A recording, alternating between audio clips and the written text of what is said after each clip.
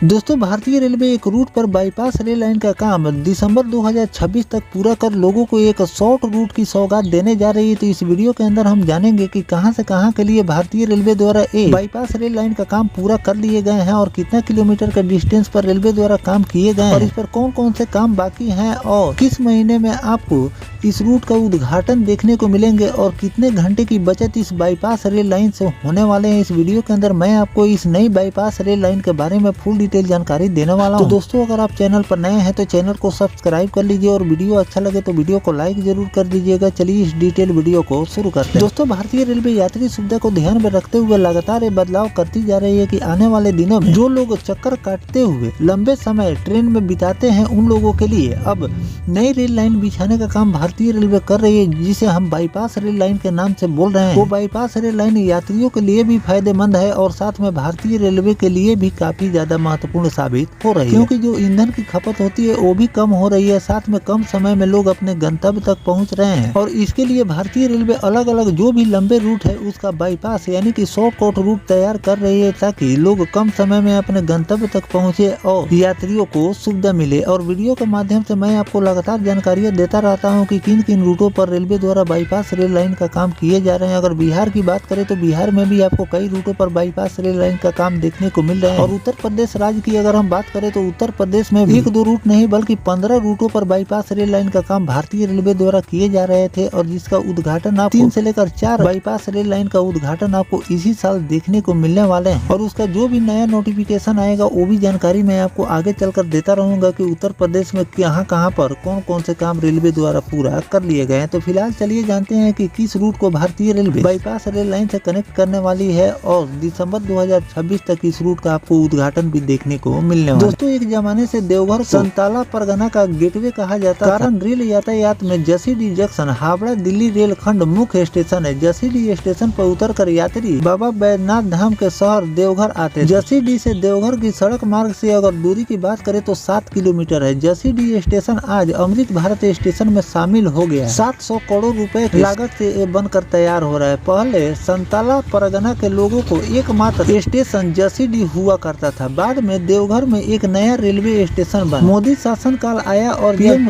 गति शक्ति योजना अस्तित्व में आया, तब सांसद डॉक्टर निशिकांत दुबे के प्रयास से योजना का पहल मोहनपुर से हंसडीहा के बीच नई रेल लाइन बिछाने का काम हुआ, जिसे देवघर गोंडा के बीच ऐतिहासिक ट्रेन का सफर शुरू किया गया। मोदी सरकार की दृढ़ इच्छा शक्ति और सांसद के सतत प्रयास से एक नहीं बल्कि दो रेल बाईपास स्वीकृत हुए, जिसमें एक जसीडीह और दूसरा मधेपुरा रेल बाईपास है। जसीडीह रेल बाईपास का काम जिस गति से हो रहा है वह दिसंबर तक पूरा हो जाएगा। दुमका से गोड्डा या बिहार में बांका कटोरिया की ओर आने वाली ट्रेन जिसे मधेपुरा के रास्ते रांची धनबाद आसनसोल हावड़ा जाना है, उसे जसीडीह स्टेशन जाने की दरकार नहीं रह जाए। रेल बाईपास के बनने ही देवघर स्टेशन से चलने के बाद सभी ट्रेनें रोहिणी के रास्ते शंकरपुर मधुपुरा स्टेशन होते हुए मधुपुर चली जाएगी। पहले हर ट्रेन को जसीडीह स्टेशन जाकर इंजन का रिवर्सल लिया जाता था। इसमें हर एक ट्रेन को अमूमन 1 घंटे का अतिरिक्त समय लगता था, जिससे काफी ज्यादा समय बर्बाद होते थे और प्लेटफार्म ब्लॉक दूसरे यात्री को भी परेशानियों का सामना उठाना पड़ता था। रेल बाईपास के बनने से जसीडीह स्टेशन पर ट्रेनों के दबाव घटेंगे, ट्रैक खाली रहे तो नई ट्रेन की भी रास्ता